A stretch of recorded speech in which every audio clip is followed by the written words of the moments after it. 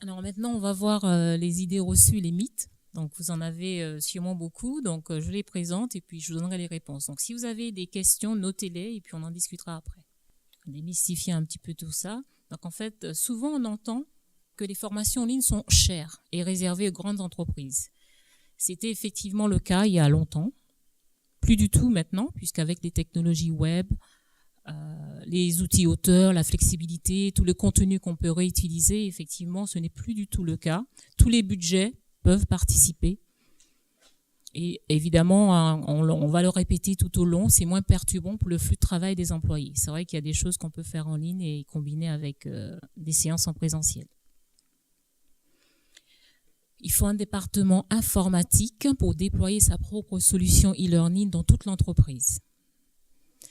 Non, plus du tout. En 2017, on n'a vraiment pas besoin d'avoir un département informatique parce qu'on a des systèmes qui sont dématérialisés, des personnes qui travaillent derrière, qui nous fournissent une plateforme et qui s'occupent de cet aspect technique. Et nous, on peut se concentrer sur la pédagogie et la consultation.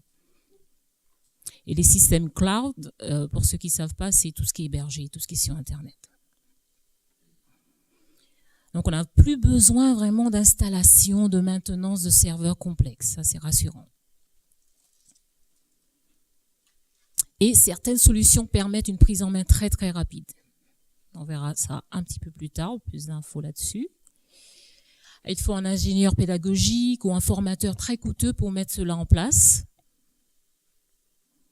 Donc en fait, pas vraiment, puisque ça fait partie des frais généraux. Mais parfois, effectivement, il faut voir ça comme un investissement à rentabiliser facilement si besoin. Donc on verra l'investissement, la rentabilité et l'impact positif. Et bien sûr, avec des Learning Content Management Systems, c'est vraiment des systèmes d'apprentissage. Alors la nôtre, on l'a baptisé Yannick Nopleos by Alizé RH. Donc, elle permet de réutiliser, de transformer du contenu. On ajoute du multimédia, des tests et tout. Voilà. L'e-learning, c'est entièrement automatique. On va dire oui, en partie, puisqu'il y a beaucoup de processus, beaucoup de contenus qu'on va pouvoir réutiliser. La gestion des étudiants, des apprenants, les évaluations, on va pouvoir automatiser tout ça. Mais c'est pas entièrement 100%, puisqu'il faudra quand même passer du temps, élaborer des contenus et communiquer avec les apprenants. Donc en fait, il faut quand même au début passer un temps indéniable à construire tout cela et surtout faire monter les apprenants à bord. D'accord, on dira un petit peu plus, et surtout les motiver. Donc les gens sont souvent très à l'aise avec ce qu'ils connaissent, mais il faut vraiment leur montrer les avantages de tout ça. Les employés n'aiment pas l'e-learning, c'est ce qu'on entend souvent. Alors on va dire oui, mais n'aiment pas non plus les formations ennuyeuses en présentiel. Donc que ce soit en e-learning ou en présentiel, c'est la même chose. Donc il faut faire des programmes ludiques. Et comment créer des programmes ludiques? Eh bien, c'est en associant tous les outils modernes qu'on a. Et surtout, pas de calendrier strict, pas d'obligation d'être un nombre de jours, un nombre d'heures à un endroit fixe, même s'il y a quelques sessions en présentiel. Mais c'est donner aux gens la possibilité de suivre un programme à leur rythme. Et cette flexibilité, c'est vraiment ce qu'il y a de plus important dans l'e-learning. Donc, on va le répéter beaucoup. C'est donner aux salariés la possibilité d'étudier où ils veulent, quand ils veulent. Yannick l'a déjà dit, les sessions ennuyeuses, imposées, de longues journées, les gens seront un peu fatigués de ça. Donc, c'est bien de voir comment on peut fonctionner autrement pour que ça soit plus fun, plus ludique. Alors, comment expliquer en fait cette suspicion plus forte sur l'e-learning que le présentiel? Comment expliquer tout ça? Eh bien, malgré ces nombreuses années, c'est quand même quelque chose de nouveau. Par rapport au présentiel, on connaît, on a l'habitude. Et puis, les contenus en ligne sont disponibles tout le temps. On n'a plus de savoir secrètement, jalousement gardé par le formateur. Et ça, c'est un changement de paradigme sur la valeur ajoutée du formateur. Donc, son rôle change entièrement.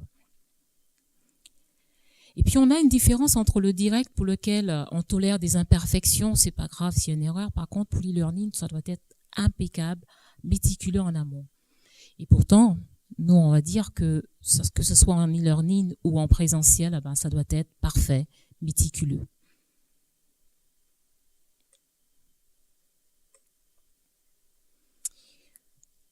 On dit que l'e-learning, c'est long à mettre en place. Plus du tout. Au début, oui.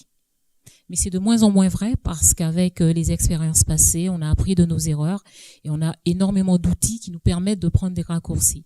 Alors, au fil de cette présentation, vous allez découvrir ces outils. On a beaucoup d'outils auteurs et ça permet vraiment de réduire le temps de développement. Comme l'outil, la plateforme qu'on utilise, Nopleos, choisi, installé, complété en 2 mois. Alors, on entend dire que l'e-learning n'est pas efficace. Évidemment, c'est faux. Donc, on a besoin de se former de façon plus efficace. Et pour cela, ça va nous demander de combiner des méthodes. C'est vrai qu'on l'a déjà répété, donc rester toute une journée peut-être à suivre une formation, un séminaire, ça peut être fatigant et on a une baisse d'attention. Donc, l'idée, c'est d'innover pour que l'apprenant soit vraiment acteur de sa formation. Et c'est là que vous allez voir, on va parler, on a déjà mentionné le blended learning pour ça.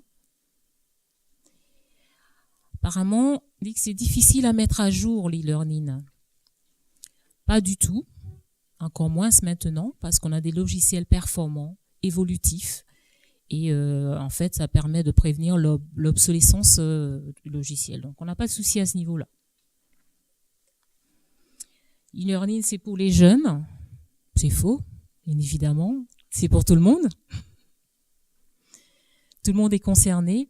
Et puis on a des nouvelles façons de se former qui c'est peut-être nouveau, très nouveau en Martinique. La gamification, peut-être que vous en avez entendu parler, apprendre par le jeu et même dans le cadre professionnel. Et ça devient un outil très intéressant pour tous les collaborateurs. Et la plupart des outils peuvent même s'utiliser en présentiel, comme le Kahoot que Yannick partagera avec vous dans un petit moment. L'e-learning, c'est trop technique. On pouvait le dire avant. J'ai connu l'e-learning quand ça démarrait et c'était vraiment très technique. Et même on avait mal à la tête, mais plus du tout. Donc la peur du concepteur de mettre les doigts dans les codes, ce n'est plus du tout d'actualité. Et ça, c'est vraiment rassurant. Avec les nouveaux logiciels auteurs sur le marché du digital learning, c'est beaucoup plus facile, beaucoup plus convivial, je vous l'assure. Et c'est vrai que quand l'e-learning que je fais maintenant et que j'ai connu il y a plus de 10 ans, c'est tellement facile maintenant, c'est vrai. Agréable et amusant. Pour la gamification, terminer l'époque où on avait besoin de programmeurs informatiques, de développeurs 3D, pouvant créer des simulateurs. On a des logiciels qui nous permettent, une fois qu'on est formé dessus, de créer nos scénarios et de créer des simulations, des formations en ce sens. Donc tout ça, c'est accessible. Donc voilà, pour résumer tout ça, grâce aux outils, les concepteurs peuvent industrialiser la production de formation à haute valeur ajoutée, offrir aux formateurs beaucoup plus de flexibilité dans l'évolution et les mises à jour, et tout ça au bénéfice de l'apprenant. Alors on dit que l'e-learning, c'est pas multiplateforme. Ce fut un temps. Maintenant, vous pouvez faire l'e-learning sur votre tablette, même sur votre téléphone portable, certains outils le permettent. Et même en formation présentielle, peut-être que vous l'expérimentez, de plus en plus la tablette est utilisée. Alors, avec le mobile learning, le rapid learning, il va traduire.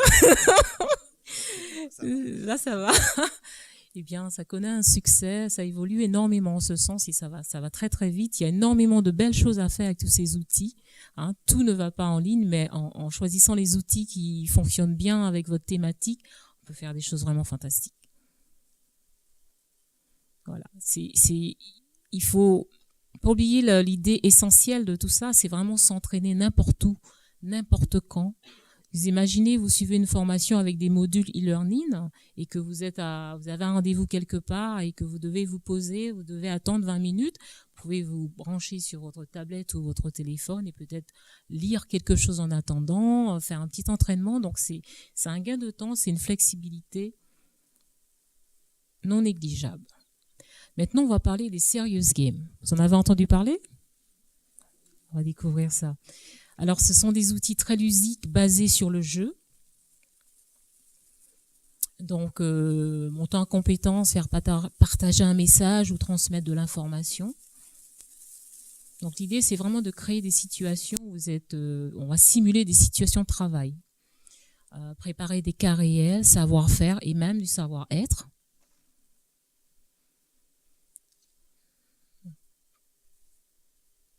Ok, donc par l'entraînement et la situation réelle, c'est vrai que ça permet l'acquisition rapide des compétences. On va voir quelques exemples maintenant de serious game. Dans quel contexte on peut les utiliser?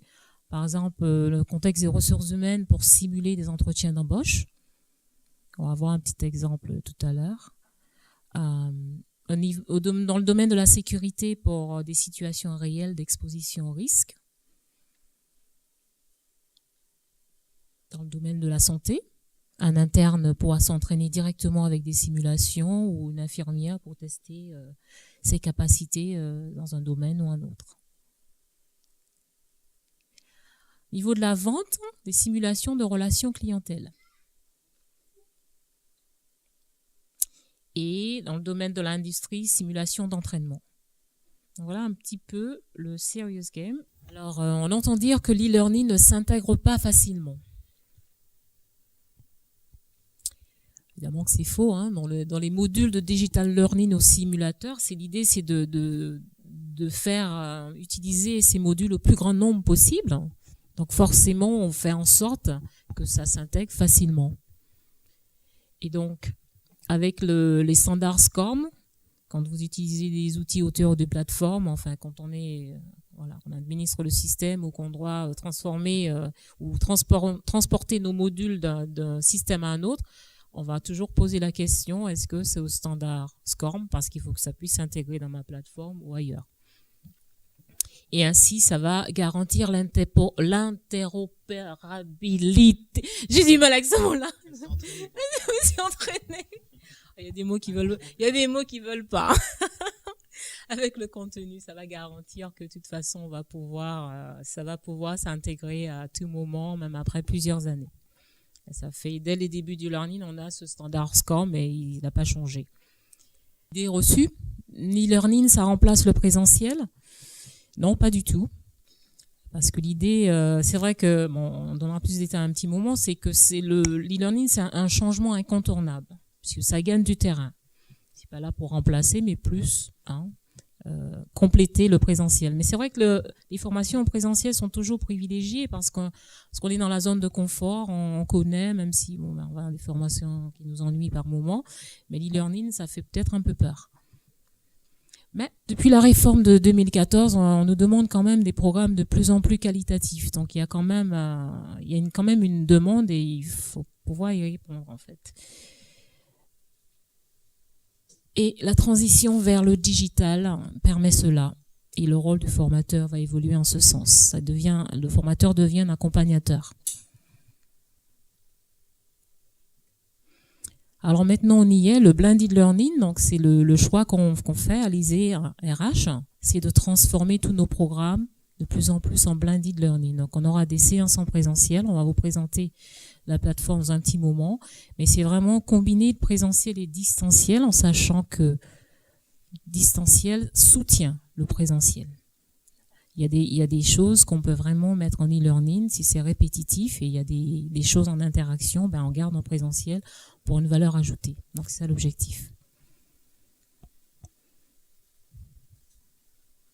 Voilà, donc l'idée c'est de proposer les concepts, les théories à l'apprenant et à tout moment et en tout lieu. Permettre de consolider.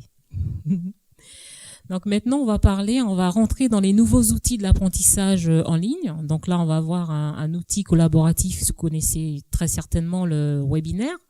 C'est tout simplement un séminaire en ligne, hein. C'est une classe virtuelle. Ça permet de réunir l'apprenant, le formateur, l'enseignant, tous les étudiants, tout le monde en même temps, chacun de son côté, en se connectant sur Internet par un simple lien. Donc voilà un peu comment ça se passe et on peut tout partager, discuter, partager l'écran, des vidéos, etc. Et il faut savoir que de plus en plus de séminaires se font de cette façon.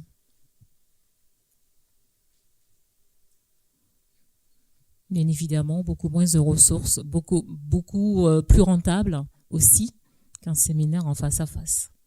Donc le côté financier est non négligeable. Alors on va présenter encore d'autres outils d'e-learning, donc les MOOC, vous en avez sûrement entendu parler sans peut-être savoir ce que c'est.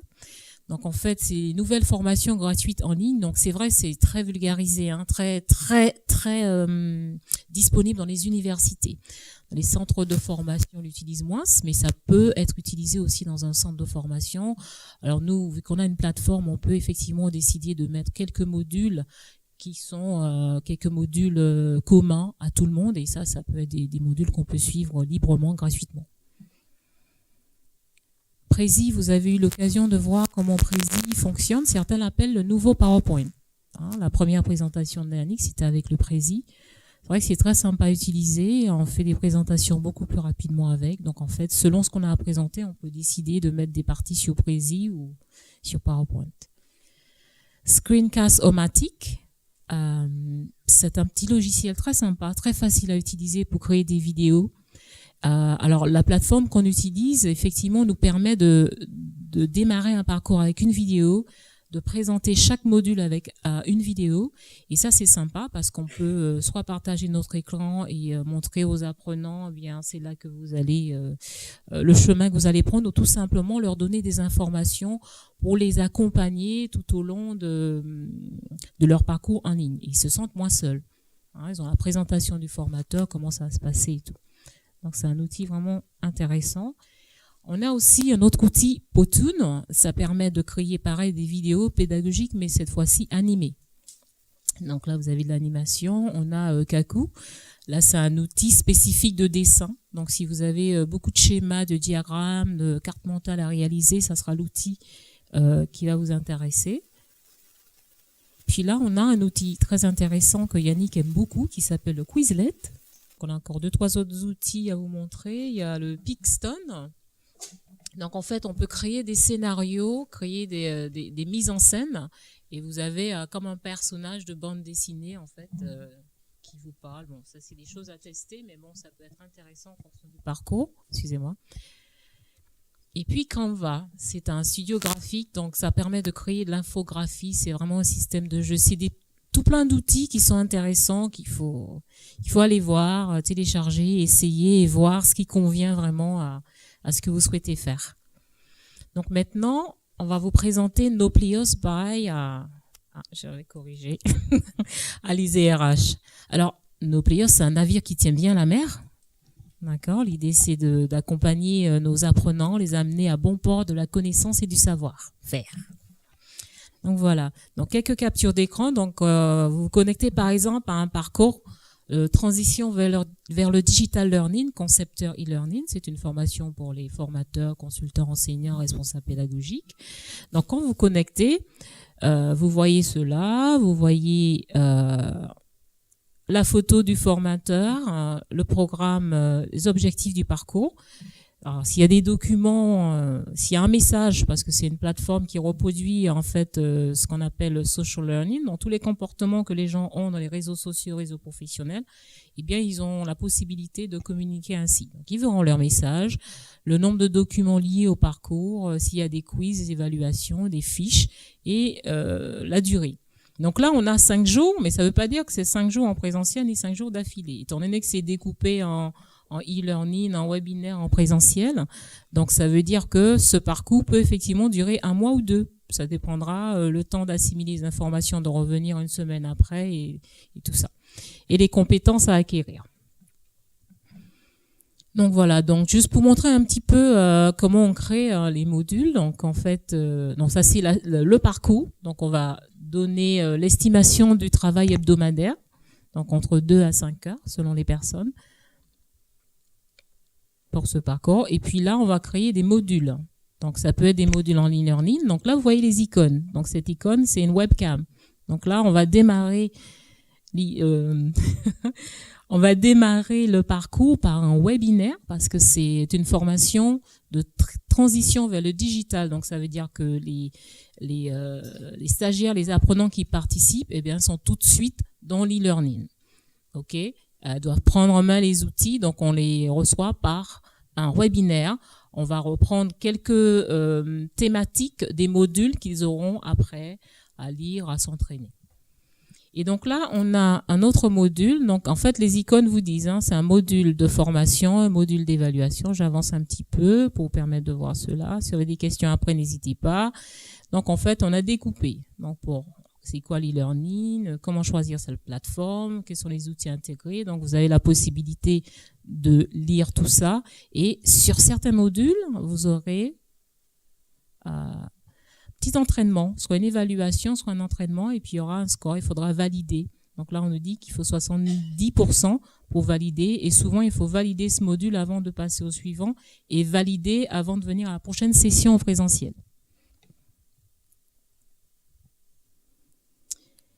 Et donc, même les sessions en présentiel sont représentées sur le parcours, sur la plateforme. Donc, vous voyez ici. Donc là, on a l'adresse. On a la date et voilà la petite maison qui nous dit ben là vous êtes en présentiel. Ça veut dire que quand vous avez une séance en présentiel, quand vous êtes dans ce module sur la plateforme, donc ça vous donnera un message, peut-être vous rappeler qu'il faut compléter ce module-là avant la session et il y aura une petite trombone pour télécharger, lire les documents qui sont nécessaires pour participer à la séance en présentiel. Donc voilà. Alors sur la plateforme, chaque module ou parcours, eh bien, je parlais des vidéos, donc j'utilise Screenomatic pour cela. Donc on accueille chaque apprenant avec cette vidéo, leur expliquer comment ça se passe et s'ils ont besoin d'aide, ou cliquer ou récupérer les informations et qu'ils sachent qu'ils ne sont pas perdus, ils ne sont pas seuls sur la plateforme. D'accord? Donc, je vous ai parlé du social learning, donc tout ce qui est réseau professionnel, réseau social. Donc, en fait, quand ils regardent une fiche, donc voilà l'exemple d'un module. Donc, il y a la vidéo qui est là en permanence, qu'ils peuvent mettre en pause. S'ils mettent pas en pause, eh bien, ils entendent le formateur parler en permanence sur ce qui va se faire. Mais ils ont la main. D'accord? Donc, l'apprenant est vraiment acteur. Donc, on a un module avec des fiches. Vous avez un point d'interrogation, c'est quand il y a des quiz. Donc, après chaque fiche, on peut effectivement consolider les connaissances par les quiz. Et donc, ils ont la possibilité de liker. C'est comme sur Facebook ou LinkedIn. Donc, ils vont cliquer « J'adorais ce contenu » et ils peuvent envoyer un message à un formateur ou à quelqu'un d'autre dans le groupe ou même mettre une pièce jointe. Voilà. Donc, en fait, quand l'apprenant se connecte à son parcours, c'est ce qu'il voit. Donc, s'il a des messages, il verra toutes les personnes qui sont dans le groupe avec leurs photos. Donc, il pourra cliquer et parler à une personne. Et s'il y a des messages, un message du formateur ou quelqu'un d'autre, l'administrateur, ça va apparaître ici. Donc voilà, donc tout ça pour vous dire, ça représente le social learning. Donc il peut à tout moment communiquer avec le formateur. Alors, quand ils sont dans des modules e-learning et qu'ils lisent une fiche, ils ont une petite icône ici à droite, ils peuvent cliquer et ça leur permet, s'ils le souhaitent, de télécharger pour pouvoir lire hors ligne. Ils ne sont pas contraints de rester sur la plateforme. Et là, ils auront un lien pour télécharger cette fiche. Donc, on va pouvoir consolider, valider les modules avec des quiz. Donc, on va voir dans un petit moment les types de questions. Donc, quand on crée nos parcours, on a la possibilité d'intégrer tous les formats possibles.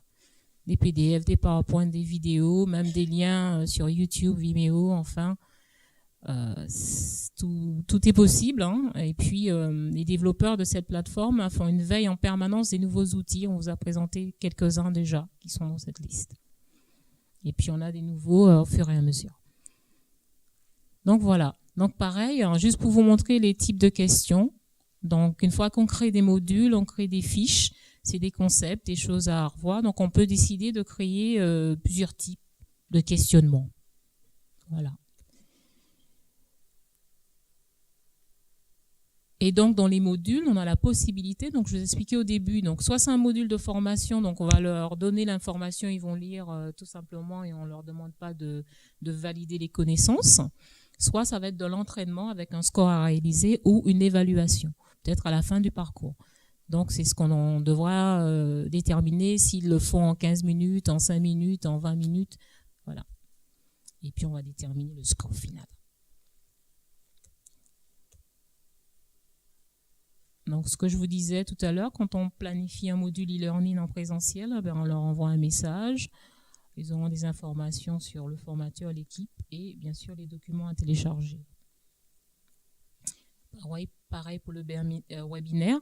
Et en fait, c'est vraiment interactif. Ils reçoivent des informations, des notifications en permanence. Vous avez un webinaire qui va démarrer dans 1 heure, dans 2 heures, dans tel jour. Donc, en fait, il n'y a pas... on s'inquiète même pas de se dire mais est-ce qu'ils vont se souvenir de tout ça? C'est que le système leur envoie l'alerte automatiquement par email. Ils sauront, vous avez une séance en présentiel qui démarre dans 2 jours et puis le jour même, ça va dire c'est aujourd'hui. On ne peut pas dire qu'on a oublié, qu'on ne savait pas qu'il fallait faire. Le système va vous le rappeler. C'est automatisé tout ça.